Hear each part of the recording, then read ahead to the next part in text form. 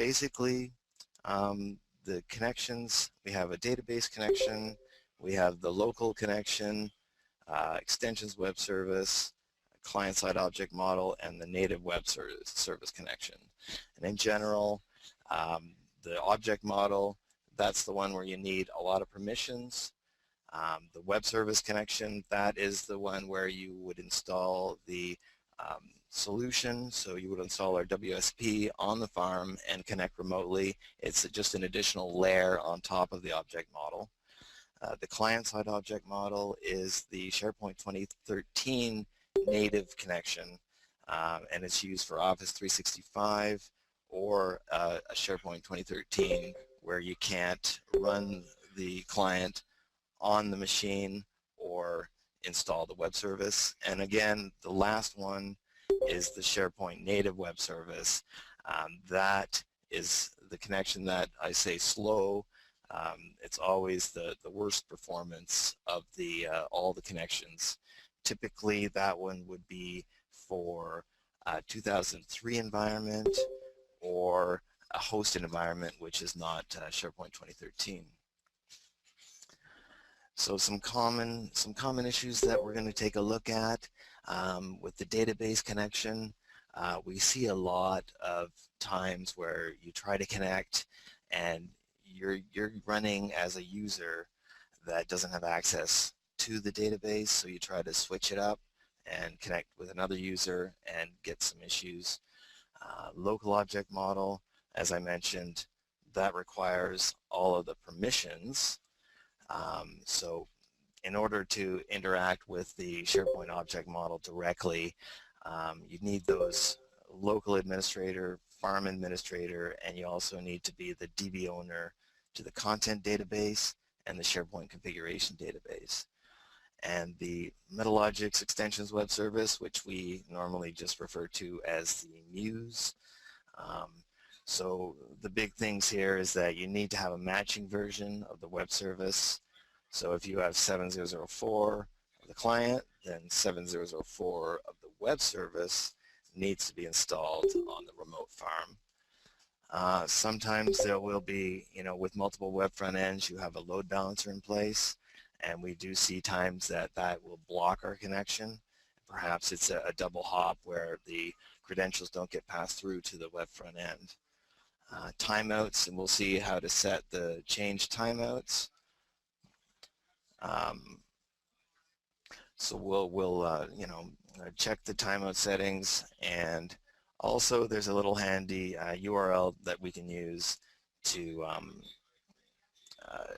check if the web service is installed.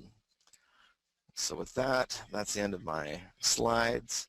So what I'll do is just jump into my console, and so I'm running the latest version right now, 7004, and here are the connections on the ribbon. So here we have our database connection, our normal SharePoint connection, and our SharePoint read-only connection. Now that one, I just wanted to point out that it's really advisable that you use this connection type to make the connection to your source SharePoint farm. The reason for that, it prevents you from in any way accidentally deleting any content, a list or an item from the source, which is usually production. You don't want to do that. If we delete any content through the tool, there is no undo. So it goes right through the object model and tells it to delete, so it doesn't go into the recycle bin either. So let's do first a SharePoint database connection. So one of the things that I mentioned was switching accounts. So I want to connect to my source 2007 database. So currently I'm running as myself, and often we see that this isn't the user that has access to that database. It's another user, like a service account. So we often see that someone will put in like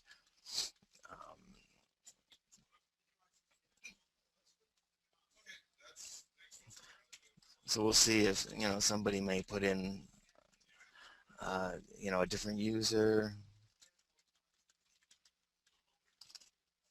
and try to connect, and they get a login failed.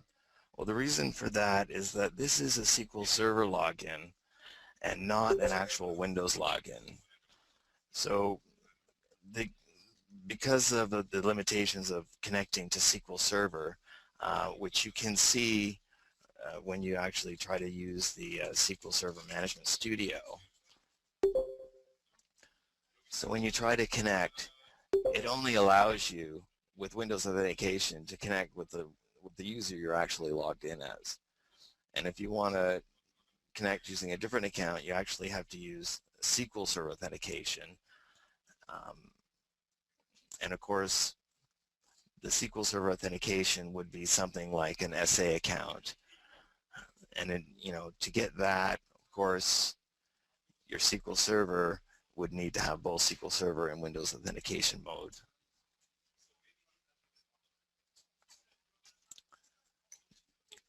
So then if I use my current Windows user, of course I do have the access, so I can then manage to get in and see that database connection. So connecting to SharePoint, now I want to try to connect to my source farm, and I'm going to use the remote connection. So I want to use my SharePoint Extensions web service. So here's another common one. So I get an error and it's like object has moved. So what it's kind of telling me here is that perhaps I don't have the matching version of the web service installed here. So the way that I can check that, which I indicated in that in the slide, is after my URL, I can add this VTI bin ML 7004 or 3, that's the version, and then ML SP extensions. Now this is actually, we do talk about this in our Getting Started guide, so you don't necessarily have to remember this. But if I do 7003, I see that I actually have the 7003 version of the extensions. But if I try 7004, I get an error. So I can tell now that my source does not have the version installed. So I would have to go to my source and actually deploy the matching version in order to be able to use that connection. Now I do have, of course, another environment, so this does have the matching version, so I'm able to connect to it. Now, I also wanted to point out that if we're connecting to a site, we do get the full range of connection types to be able to use. So we have our local, we have our remote, the web service, and then we have the native SharePoint web service, and then we have the client-side object model types. Now, if I go and choose a web app or a farm, you'll notice that now I only have 2 types. So the native connection and the client-side object model connection, neither of those supports a farm level connection, which is a web app or of course the entire farm. Only available at the basic site level. So the other common issue that I mentioned are timeout issues. So what we have to deal with timeout issues, what you see normally during the migration, items may fail to copy. Different reasons, if you're having some network issues, or if you have very large files, you may have issues that it may time out and then it'll go to the next item. So to combat those, we have a settings file which can be located under the C program data Metalogics folder. So program data is a system folder that is a hidden folder. So if you just type out the address here in the address bar, you'll be able to access it, and the file is environment settings.xml. And if we just edit it with a notepad, now of course note that if you are going to be making any changes to this file, then you must close the console first. If I make a change now, it won't hold, so it won't apply until I close the tool, make the change, and then restart the tool.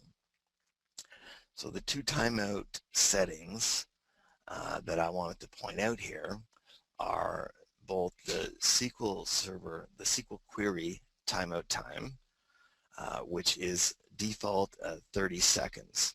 So this timeout occurs when you have a database connection to the source, and we're querying the data, and if we come across large sets, so if you have a really large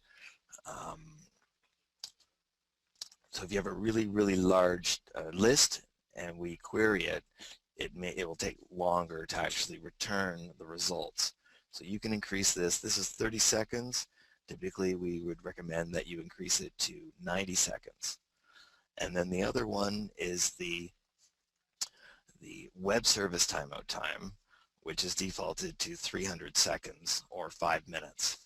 So if you're having issues on either a source or target using the Metalogix Extensions web service, then you can boost that up, maybe double it to make it 10 minutes. All right, and just a note that you have to close the console first, or it will not get applied. And the other connection now is our Office 365 connection, and that one I'm going to have to jump over to my other machine because I cannot recall the URL.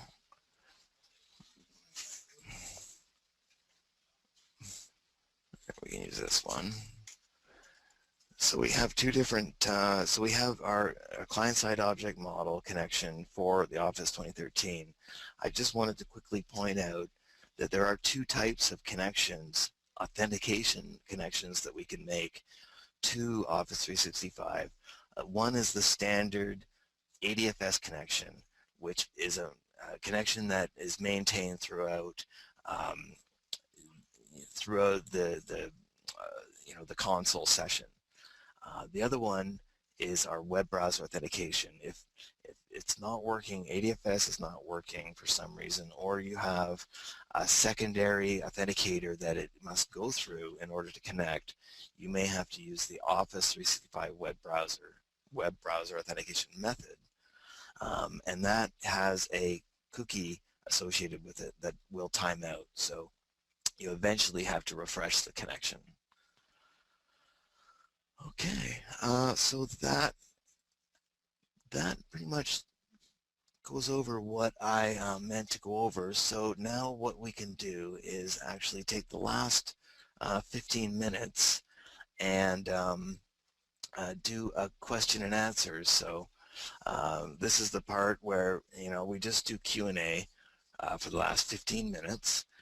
And I think right now I have everyone muted. So if you like raise a hand or send something in the chat, that we can do we can do the Q&A that way. Now I see that we do have a question regarding the read-only connection.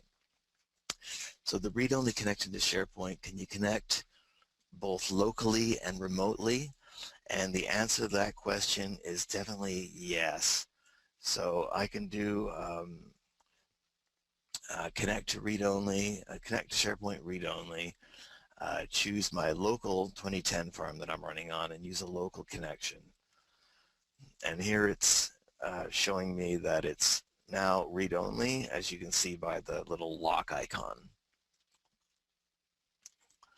And follow-up to that is, can you connect using the read-only connection? Can you choose a farm or web app as well, and yes, the answer to that is also a yes. So I can choose my local connection again, choose the farm and the read-only, and here I have the farm connection, and the lock icon shows that it is read-only. So I can copy sites, but I cannot do any sort of pasting. And if I go into a list, I cannot delete it. So it's very safe.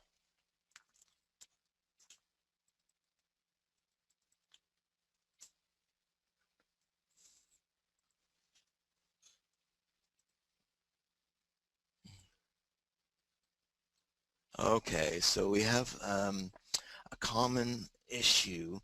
The server was unable to process the request. Exception of type system out of memory exception was thrown. So I commonly see that issue when migration is being done from a 2007 environment using the MetaLogix extensions web service. So what'll typically happen is if I go in to my 2007 farm, the web service is actually running inside of a worker process, which is one of the application pools. So what we commonly find is that on one of the web front ends, it's potentially having memory issues. The worker process that the web service is running in, which is whatever connection you've made, may be running high on memory. And when we retrieve large objects, it goes through the web service to be sent to the client, and it may throw that, it may be the worker process throwing that error that when we requested the memory from the server to perform the operation, then it couldn't provide us with enough memory. So quite often it is coming from the source connection, and what we often do to try and work around that is to point the client to a different web front end if possible. So you can go into the client machine, you can go in and you can set the host file and point it to an IP of one of the web front ends, so we can use that directly, and that will often avoid the memory issue. I hope that answers that question. So the next question I have is which connection is selected when we leave it on auto detect? Well, that's a good question. So commonly, if I make my connection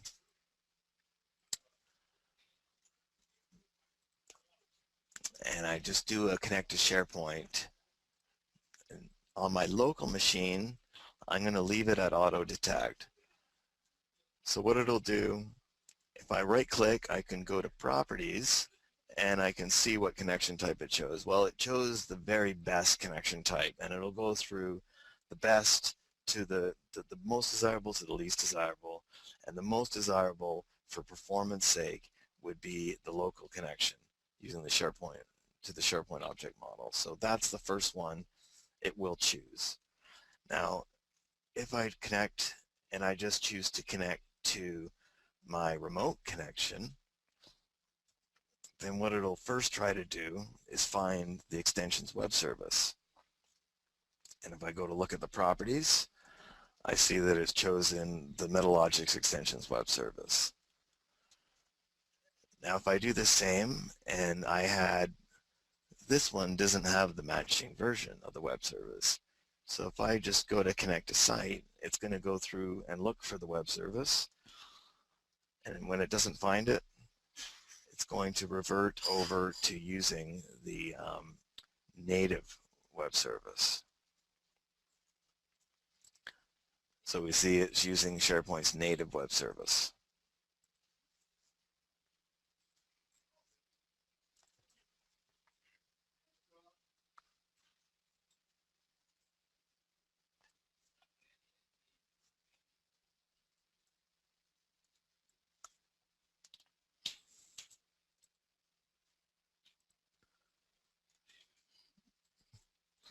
Okay, did anyone else have any questions?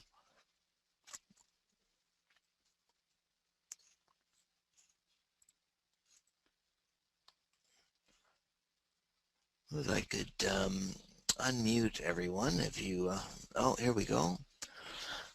Okay, so back into the read-only mode. How would you typically use it if you can't use it for migration? So the use for the read-only mode would be as your source connection.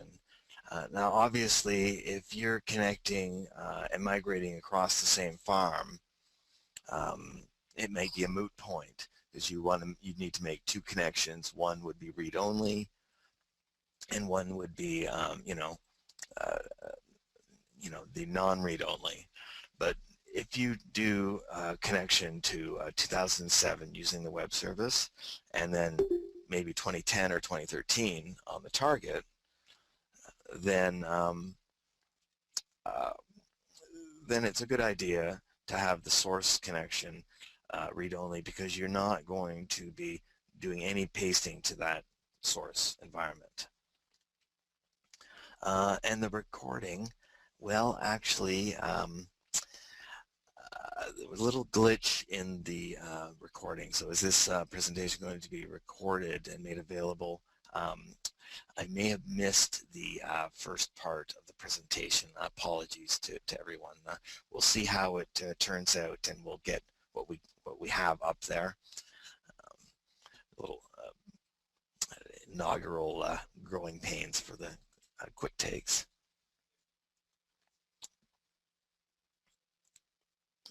Yeah, and there will be ongoing presentations to cover different issues that we see, and we're going to cover the quick takes across all the product lines, and not just Content Matrix. So another question, or the follow-up, if you're pasting from 2007 to 2010, you end up writing to the content databases. When we're migrating, we are purely going through the APIs, and we're not writing directly to the content database, with the exception of certain operations like copying workflow instances, which we can go through at a different, we can definitely go through that at a different quick takes session. By default, the default operations only go through the API and do not write to the content database.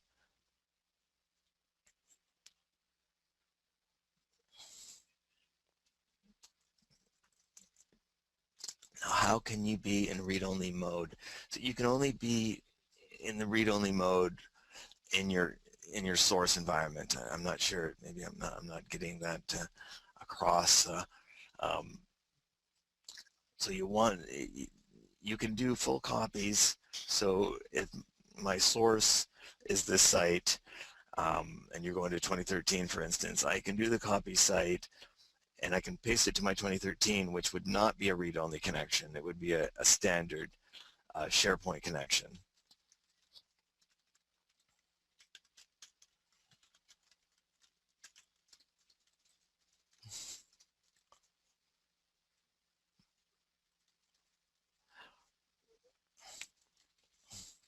Yeah. So the target is never going to be read-only, or else obviously we won't be able to do any pasting to that.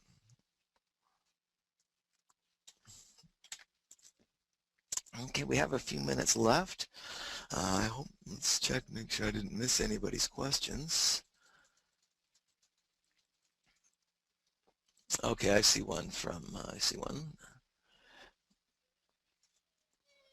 Okay, let's see a couple I might have missed here. Let's try to get to those. So making a copy process, you get a warning message, adding reference user exception thrown, the specific user could not be found. So that is typically, the user could not be found, occurs when you're migrating, um, and the user may have been deleted or removed from the Active Directory. So when we add users to the target environment, SharePoint will go and authenticate the user against Active Directory and then add it. So if it cannot add, if it can't authenticate the user, then it will throw back an exception, and then we throw the log in a warning in the job saying that the user could not be found. So it switches it to the account. It switches over to the account that you're using for the migration. So in that case, it would be my account that would be owner of the document, or, you know, set to the permissions, whatever the user, whatever case where that user has come in, um, it would get switched over. So that's why we have a user mapping, and we can cover user mapping as well in another quick take session, because we do see that quite often as well. So I think that would be a good topic to cover. And then we have another question, doing a database connection, pasting all site content with a filter applied to not copy document libraries. And then when I try to paste a library, it says the source is locked. And is this a limitation of the database method? Database connection.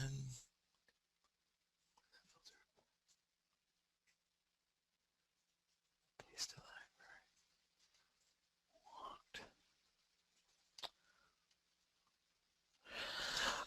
That So it says the source is locked when trying to apply a filter on document libraries copying from the database connection. I'm afraid I have not actually seen that instance. That is not a limitation of the database connection, and in that case we may need to take a closer look at that.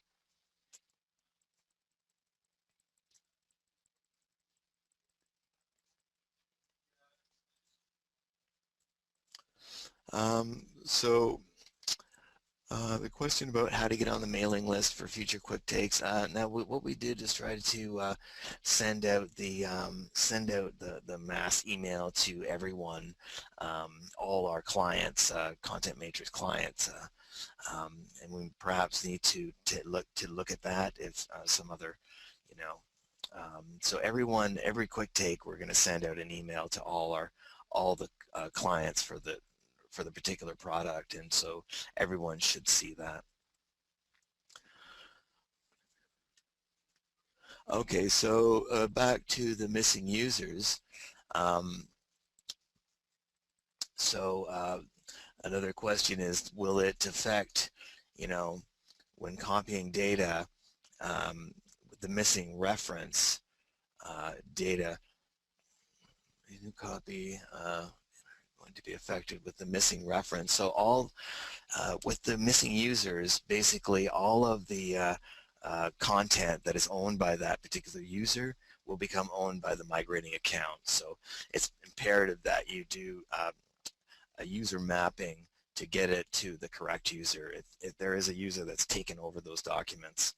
And in some cases, if you have to preserve those, there is an option to preserve deleted Active Directory users. That's another one that requires the DirectDB writing. Okay. And migrating publishing sites, a possible future quick take. That's good. Good feedback here. So I think I have about 3 more subjects to do. So it's going to keep me busy here. And workflows too. So we got, yeah, publishing. We have workflows, and we have user mappings. I think those are the 2, I think, big ones. Okay, so I guess that's it for, you know, the time's up for this one. I hope for everybody that it was helpful. and you know, we'll like I said, we'll keep on doing these, and you know, we want to educate our clients as much as possible. All right, so thank you everybody, and have a great day.